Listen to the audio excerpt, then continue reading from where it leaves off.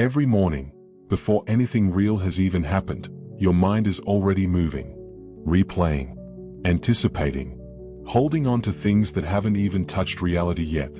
You haven't checked your phone. You haven't spoken to anyone. The day hasn't asked a single thing of you. And yet, without noticing it, you're already carrying weight. A weight that doesn't belong to this moment. A weight that, if you looked at it honestly, doesn't belong to you at all. It feels normal. It feels responsible even. Like you're simply being aware. Like you're staying on top of things. But here is what most people never stop to question. Most of what exhausts you was never required of you in the first place. Not by life. Not by reality. Not by the actual demands of the day ahead. It was required by the mind, a mind that has learned, over years and years of conditioning, to treat everything as urgent, everything as personal, everything as something that requires your full emotional involvement before it has even arrived. Marcus Aurelius observed this with a quiet precision that still holds true today. The mind, he noticed, turns simple things into burdens. Not because life is heavy, but because we grip everything too tightly. We try to control outcomes. We try to manage perceptions. We try to prepare for everything, every possible scenario, every potential failure, every imagined version of how things might go wrong. But the tighter you hold, the more unstable everything feels. And somewhere in that constant effort to maintain control, peace quietly disappears. There is a different way to live. You still care, but not in a way that drains you. You still act, but without the constant tension running beneath it. You still move through life fully, but without carrying what was never yours to begin with.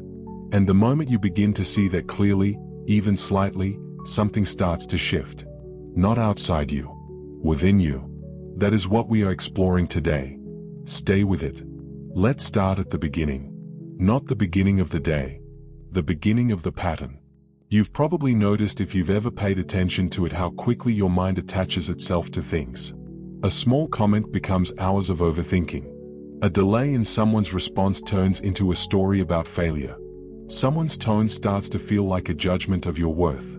An unanswered message becomes evidence of something. A look across a room becomes a wound. It happens fast. So fast you don't even see the moment it begins. 1 second, something neutral happens. The next, your mind has already built a story around it, laid, emotional, personal. And most of the time, if you were to step back and look at it clearly, you would see that the story isn't even real. Not fully. Not in the way it feels. This pattern isn't about weakness. It isn't about being overly sensitive or lacking discipline. It's about conditioning. Your mind has learned through years of experience, through survival instincts older than civilization itself, to treat everything as urgent. Everything is meaningful. Everything is something that requires a reaction. It doesn't filter. It reacts. A passing remark feels like criticism. A small inconvenience feels like a threat. An unexpected change in plan feels like something is fundamentally wrong. And because it feels automatic, it feels true. Because it arrives so quickly, it feels accurate. But when everything feels important, nothing is actually filtered. And when nothing is filtered, everything becomes heavy. You carry that weight into everything, into conversations, into decisions, into the quiet moments that should be restful but never quite are. It shows up as tension, as restlessness, as a constant mental noise that never fully stops, even when you're sitting still, even when nothing is happening. And after a while, you stop questioning it. You assume this is simply how life feels. That this is the cost of being a thinking, feeling, responsible person. You assume the weight is proof that you care. But it isn't. Most of that weight isn't coming from reality. It's coming from how your mind is interacting with reality. And that distinction, small as it may seem, changes everything. This is where something begins to shift. The moment you start observing your thoughts instead of following them, the moment you take even a half step back from the automatic stream, you create space. A small space. A gap between what happens and what your mind adds to it. That space is small.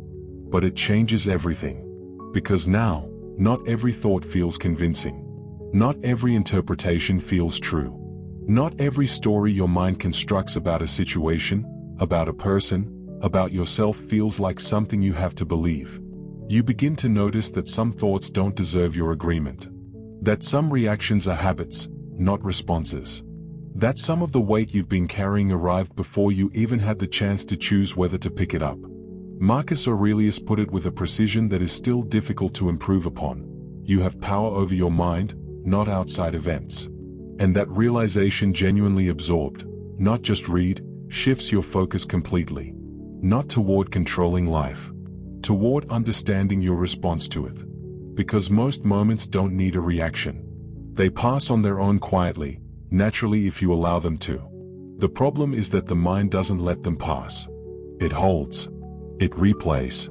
It analyzes. It constructs narratives. And over time, that process becomes so automatic that it begins to feel like just the way things are. So the shift isn't about resisting your thoughts.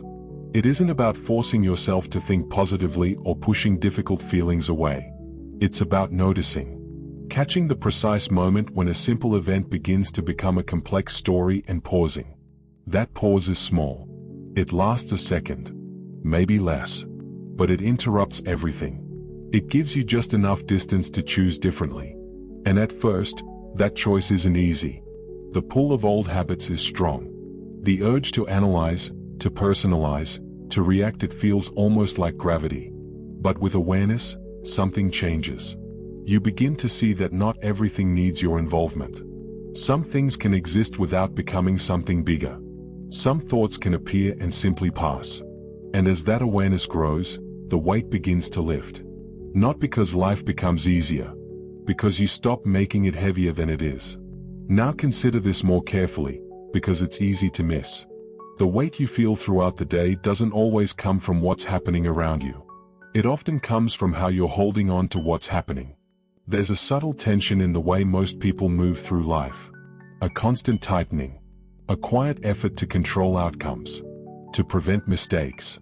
To make sure nothing goes wrong, nothing catches them off guard, nothing unfolds in a way they haven't already prepared for. It feels like responsibility. It feels like awareness. It looks, from the outside, like someone who is on top of things. But underneath that, there is strain. And over time, that strain becomes exhausting in a way that is difficult to name because it never fully stops. You can see it in small moments. Waiting for a response that hasn't come yet and feeling your thoughts spiral before anything has even happened. Trying to make sure a conversation goes perfectly, replaying every word in your head long after it's over. Holding on to an expectation so tightly that even a slight deviation feels like something is breaking.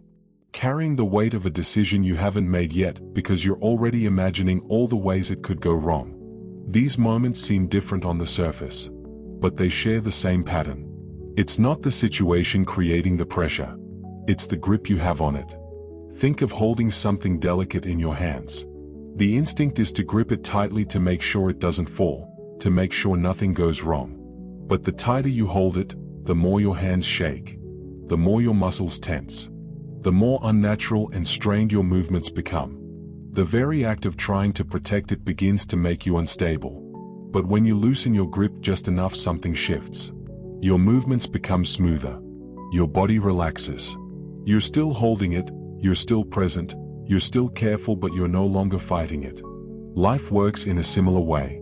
Most of the tension you feel isn't coming from what you're carrying. It's coming from how rigidly you're trying to carry it.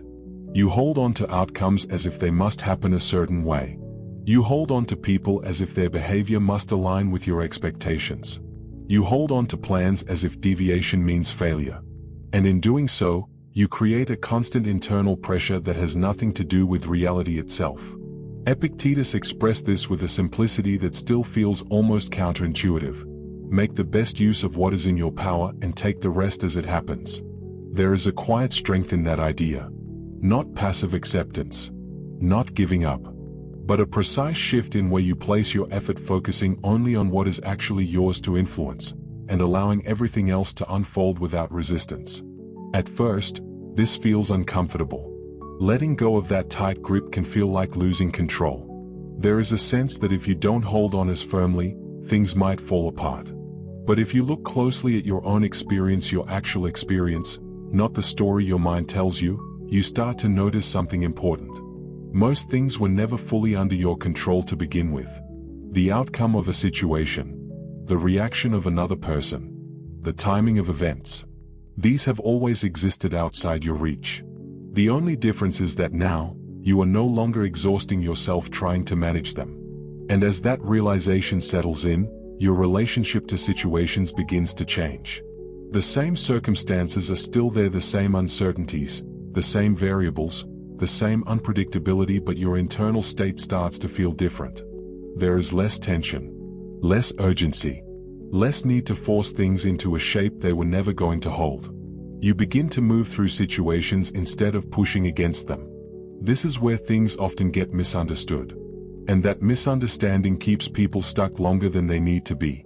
The idea of caring less immediately sounds like withdrawal, like a loss of passion, like stepping away from life instead of engaging with it.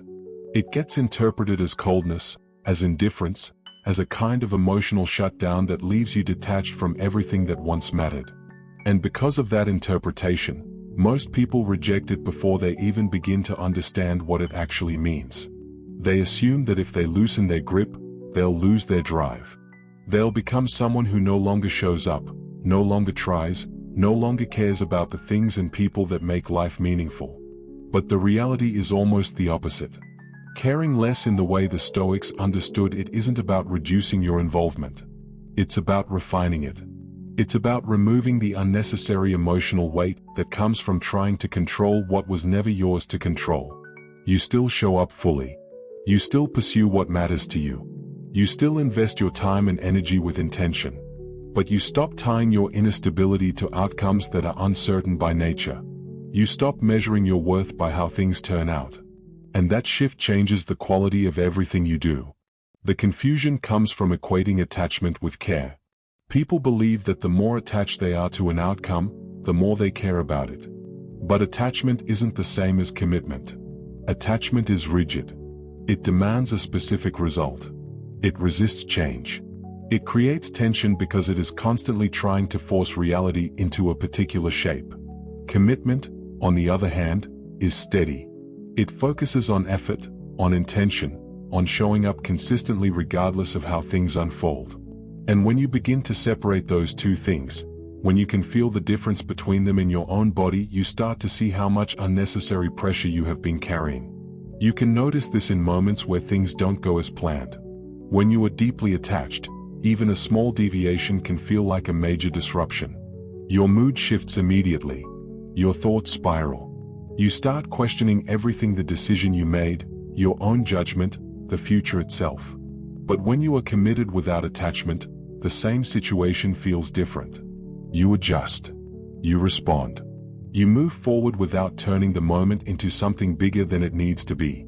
The external situation hasn't changed, but your internal experience of it has. This is where the Stoic perspective becomes practical rather than abstract. Epictetus expressed it clearly: some things are up to us, and some things are not. It sounds simple, almost obvious. But living it requires a level of awareness that most people never develop, because in daily life, that line gets blurred constantly. You treat other people's opinions as if they are within your control. You treat timing and outcomes as if your effort alone should determine them. And when reality doesn't align with that belief, frustration follows, not because life has failed you, but because you were holding a belief that was never true to begin with. The shift begins when you draw that line more clearly. When you recognize what actually belongs to you, your actions, your decisions, your responses, and you begin to release what doesn't. Other people's reactions, unpredictable outcomes, the countless variables that exist outside your influence. This doesn't mean you stop caring about those things entirely. It means you stop letting them dictate your internal state. And that form of control over yourself rather than over events, is far more stable. Because it doesn't depend on things going a certain way. It doesn't collapse when something unexpected happens. It remains steady even when circumstances shift beneath you. What makes this so difficult isn't a lack of understanding. On some level, you already know that holding on to everything isn't helping you. You've felt the tension. You've seen how your thoughts can spiral far beyond what the situation actually requires. And yet, even with that awareness, the pattern keeps repeating. The mind returns to the same loops, the same worries, the same attempts to anticipate what might go wrong. And this happens because your mind has taken on the role of a protector, but not in the way you might expect. It believes its job is to constantly scan for problems, to stay one step ahead of anything that could disrupt your sense of stability. It looks for risks, for uncertainties, for anything that might go wrong. And it tries to prepare you by running through scenarios in advance. At first glance, this seems useful. It feels like awareness. It feels like responsibility. But there is a difference between being aware of potential challenges and being consumed by them before they even exist. That distinction is where most of the unnecessary weight begins. Because the mind doesn't always stop at awareness. It moves into repetition. It takes a single possibility and replays it in different forms, with different details, with added emotion, making it feel more real with each pass. And as it does this, your body responds as if the situation is already happening. Your heart rate shifts. Your muscles tighten. Your attention narrows. You are no longer simply thinking about something that could happen. You are experiencing it as if it already has. And this is where the problem becomes clear. If worrying truly improved outcomes, if it genuinely prepared you in a meaningful way, the cost might be justified. But when you look closely at your own experience, you start to see a different pattern. Most of what you worry about never unfolds in the way you imagined. The scenarios your mind constructs rarely match reality. And even when challenges do arise, they often come in forms you didn't anticipate at all. So what, then, is the function of all that mental effort? It doesn't eliminate uncertainty. It doesn't guarantee better results. What it does more often than not is drain your energy in advance. It takes moments that could have been calm, or neutral, or even enjoyable, and fills them with tension. It pulls you out of the present and places you inside a version of the future that doesn't exist yet. And in doing so, it makes life feel heavier than it actually is. Seneca captured this with a precision that still cuts through. We suffer more often in imagination than in reality. A simple observation. But it points directly to what is happening beneath the surface. The mind, in its attempt to protect you, ends up creating a form of suffering that is entirely self-generated. Not because it intends to harm you, but because it hasn't learned to distinguish between useful preparation and unnecessary repetition. This doesn't mean the mind is an enemy. It means it is a tool that has developed habits. And like any habit, it continues unless it is brought into awareness. The goal isn't to stop thinking about the future entirely. Planning, reflecting, considering possibilities, these are all useful when done with intention. The issue arises when those processes become automatic, when they run without direction, when they continue long after they have served any practical purpose. You can begin to notice this in your own experience.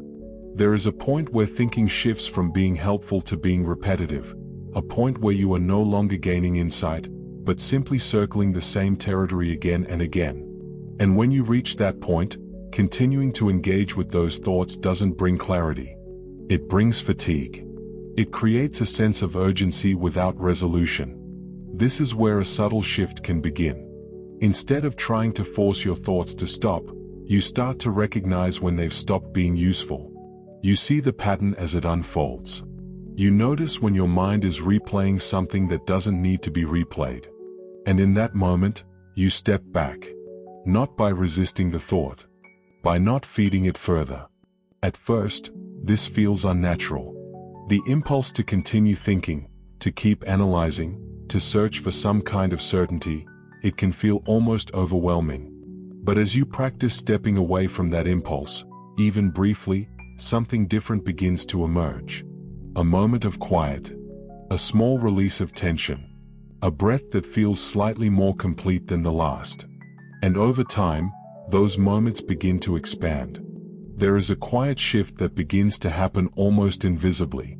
Subtle at first, but with a depth that becomes impossible to ignore once you notice it. The moment you stop automatically agreeing with every thought that enters your mind, something changes in your relationship with yourself. Instead of being pulled instantly into reactions, into emotions, into interpretations, you begin to see them as they are. Movements within the mind. Not commands that must be followed.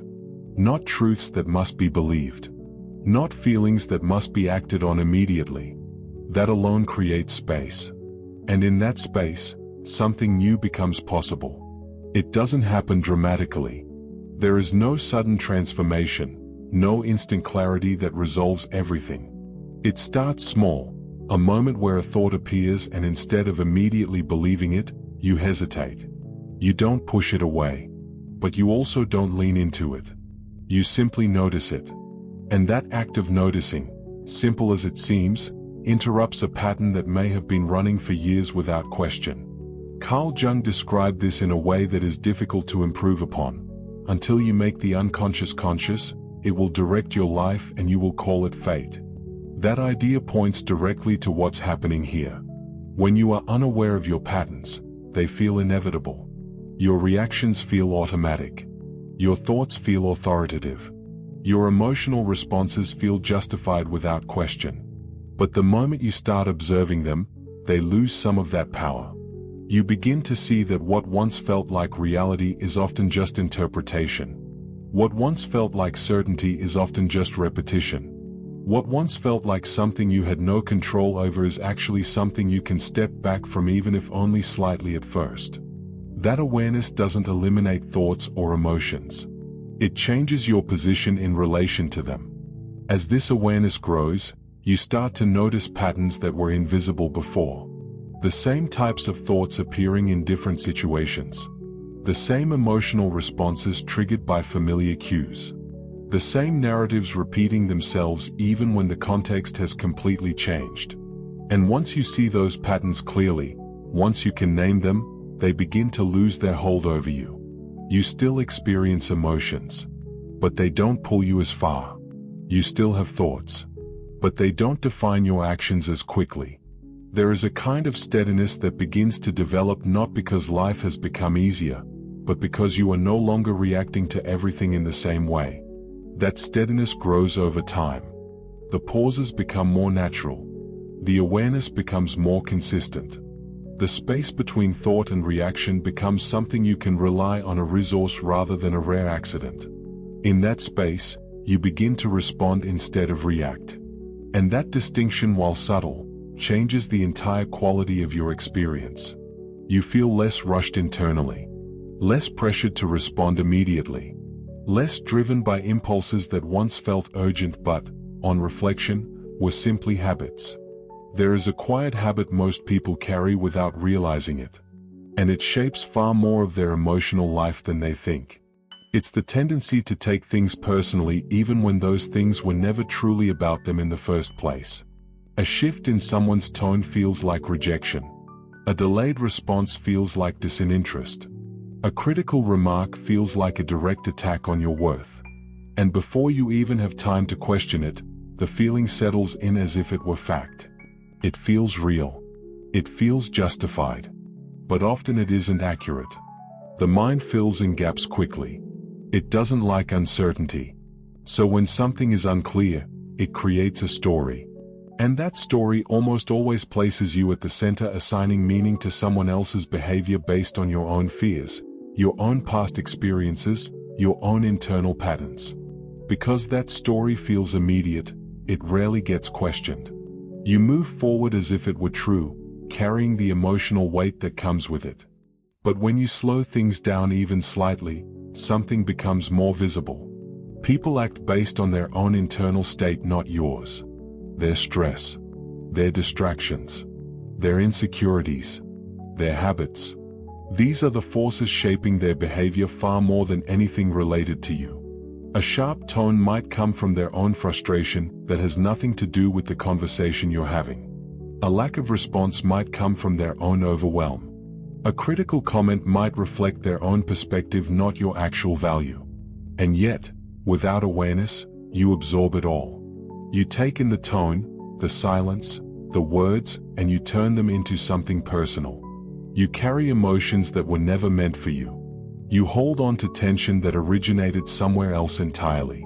And over time, that accumulation becomes heavy. Not because life is constantly attacking you, but because you're taking in more than you need to. Marcus Aurelius reflected on this directly.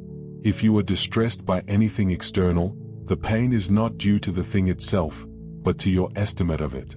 That realization doesn't dismiss your feelings, but it redirects your attention. It shows you that the intensity of your reaction is often shaped more by your interpretation than by the event itself. As you begin to see this more clearly, as you start to notice when you're absorbing something that was never directed at you, your relationship with other people starts to change. You stop assuming that everything is about you. You stop interpreting every action as a reflection of your worth. And in doing so, you create space between what happens and how you feel about it. That space allows you to respond more calmly, more accurately, without immediately turning the situation into something personal. This doesn't mean you become indifferent to how others treat you. It means you become more selective. You start to recognize what deserves your attention and what doesn't. Genuine issues, meaningful conversations, situations that require action, these still matter. But the small automatic reactions that once pulled you under begin to lose their hold. You are no longer open to absorbing everything that passes by. You allow some things in, and you let others move past without attaching to them. And that alone reduces a significant amount of unnecessary emotional strain. At first, this shift doesn't feel comfortable. It feels unfamiliar. Almost like you're stepping away from something that once gave you a sense of control. And there is a part of you that resists, because that tightness has been there for so long that it feels necessary. Holding on to outcomes, to expectations, to how things should unfold, it gives the illusion of stability. It feels like you're actively shaping your life, like you're staying ahead of uncertainty. But when you begin to let go, even slightly, there is a moment where that illusion fades. And it can feel unsettling. That discomfort is natural. It is what happens when a deeply ingrained habit starts to loosen. For a long time, control has been your way of navigating the world. It has been your method of reducing uncertainty, of making things predictable, of creating order in situations that are inherently unpredictable. So when you stop tightening around everything, it can feel like you're exposing yourself to chaos. But if you stay with it, if you don't immediately retreat back into the familiar grip, something begins to change. The initial discomfort doesn't last. It starts to give way to a different kind of experience. One that feels lighter, more open, less constrained by the constant need to manage everything. Situations that once triggered immediate tension begin to feel less intense. Not because they've changed, but because your relationship to them has. You are no longer bracing yourself in the same way. You are no longer trying to force everything into a specific outcome. There is a subtle easing that happens in the body as well. The constant background tension begins to soften. You notice that you are not as tight, not as reactive, not as internally pressured to manage everything at once. Moments that would have previously felt overwhelming begin to pass with less resistance. They still happen, but they don't linger in the same way. They move through your experience instead of getting stuck in it. And this is where the shift becomes more noticeable.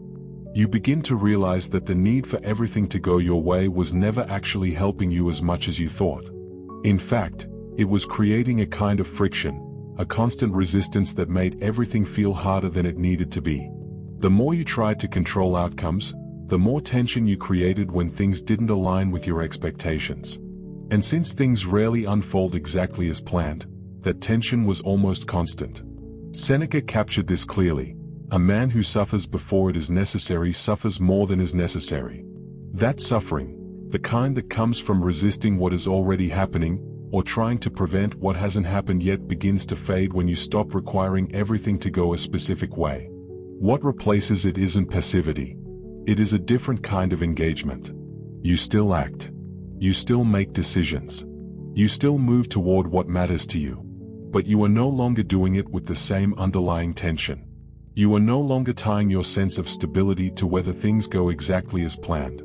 Instead, you begin to trust your ability to respond rather than spending all your energy trying to control every possible outcome in advance. This trust builds gradually.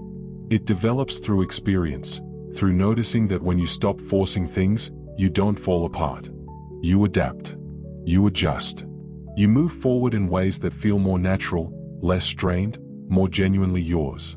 And as that becomes clearer, the need to hold on so tightly begins to weaken. So how does this actually take shape? Not as an abstract idea but in the texture of everyday life. In your work, you still give effort. You still aim to do things well. But there is less pressure behind it. You are no longer carrying the weight of needing everything to succeed in a specific way. You focus on what you can actually influence: your attention, your discipline, your consistency, and you allow the results to unfold without attaching your identity to them. And because of that, your work often improves not because you are trying harder, but because you are no longer distracted by the constant need for a certain outcome. In your relationships, you care about people. You listen. You give your time and energy. But you are no longer trying to control how they feel about you, or how they respond. You stop trying to secure approval or avoid every possible misunderstanding. Instead, you allow connections to exist as they are without forcing them into a shape that makes you feel safe. And in that space, something more genuine begins to emerge. You are no longer interacting from a place of fear or control, but from a place of clarity. In everyday moments, you begin to notice things without immediately evaluating them. A conversation doesn't need to be perfect. A moment doesn't need to be optimized. An experience doesn't need to be turned into something more than it is. You allow things to happen without constantly asking whether they meet your expectations. And because of that, you are able to be more present, more grounded in what is actually happening, rather than in what you think should be happening. Marcus Aurelius pointed to this with a directness that is difficult to argue with. Do what you will. Even if you tear yourself apart, most people will continue doing the same things. He wasn't being cynical. He was being precise. You cannot control how others act, how they think, or how they respond.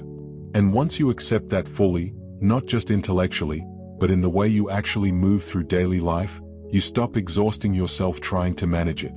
Your attention naturally returns to what is actually yours, your actions, your decisions, your mindset. And when you focus there, your sense of stability becomes less dependent on external factors.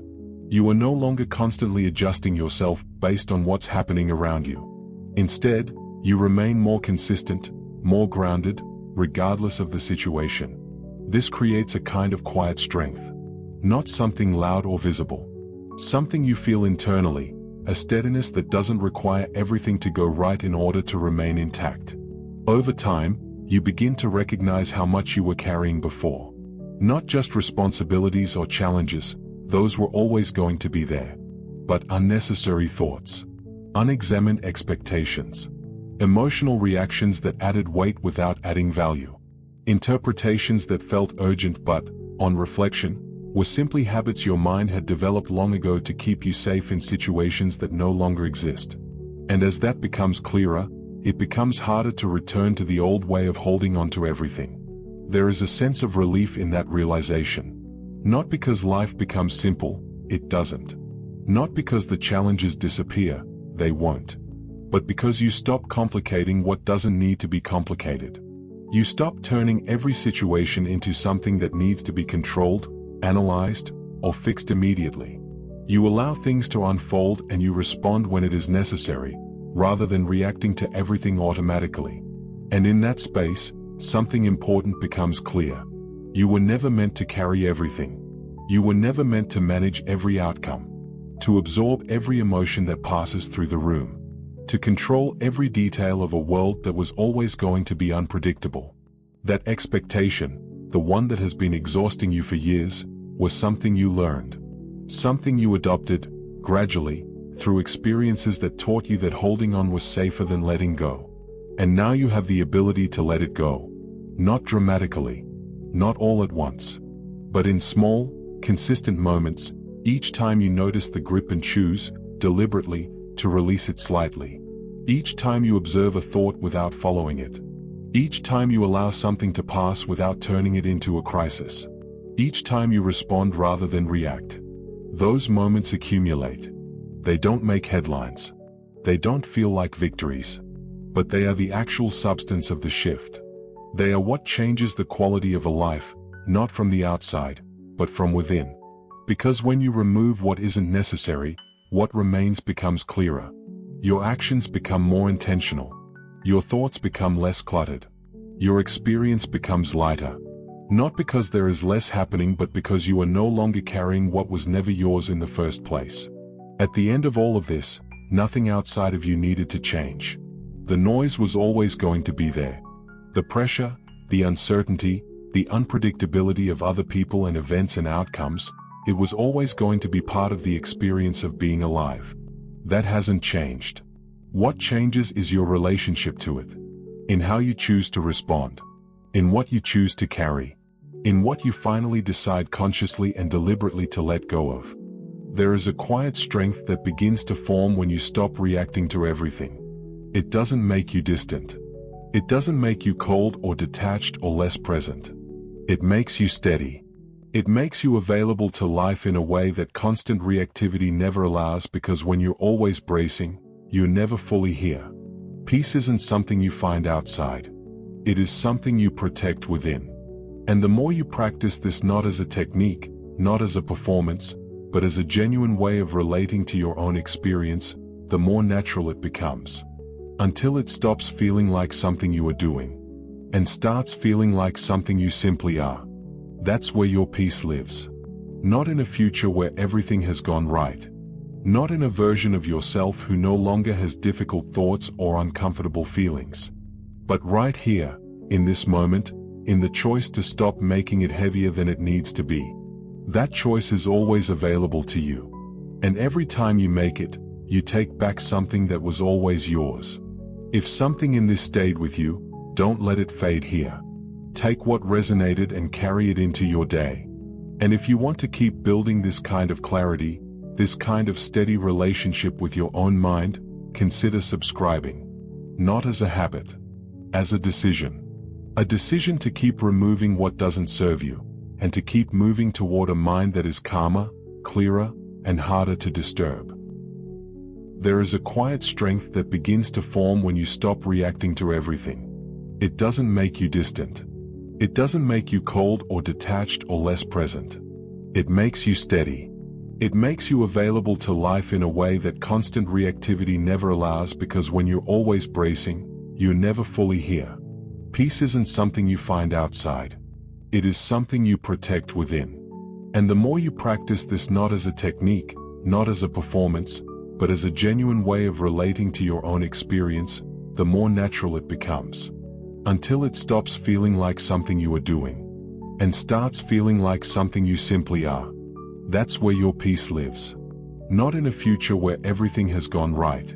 Not in a version of yourself who no longer has difficult thoughts or uncomfortable feelings. But right here, in this moment, in the choice to stop making it heavier than it needs to be.